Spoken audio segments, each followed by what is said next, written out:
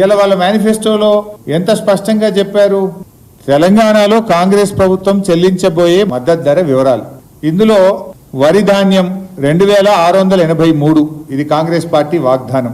మొక్కజొన్న 2200, కందులు 6700, సోయాబీన్ 4400, పత్తి 6500, మిర్చి 15000, పసుపు 12000, ఎర్రజొన్నలు 3500, చెరుకు 4000, జొన్నలు 3050. ఇది కాంగ్రెస్ వాగ్దానము అని వాళ్ళ మేనిఫెస్టోలో చాలా స్పష్టంగా చెప్పారు. ఇక్కడెక్కడ సన్న రకం వడ్లను రాయలేదు కదా, వరి ధాన్యము అన్నారు. వరి ధాన్యం అన్నప్పుడు అన్ని రకాల వరి కొనాలి కదా. ఇవాళ మాట మార్చి మరి మేనిఫెస్టోలో ఆ రోజే రాయనుంట్రీ సన్న వడ్లు మాత్రమే అని బ్రాకెట్లో పెట్టాల్సి ఉండే, సన్న వడ్లకు మాత్రమే బోనస్ ఇస్తామని చెప్పాల్సి ఉండే. ఆ రోజు మాత్రం వరి ధాన్యము అని చెప్పారు.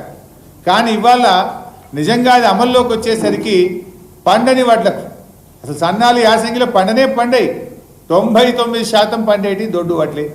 పండని వడ్లకు బోనస్ ఇస్తామంటే ఇదేదో వెనకటికో సామెత ఉంటుంది. నేను అట్లా భాష మాట్లాడలేను కానీ అట్లున్నది వీళ్ళ కథ.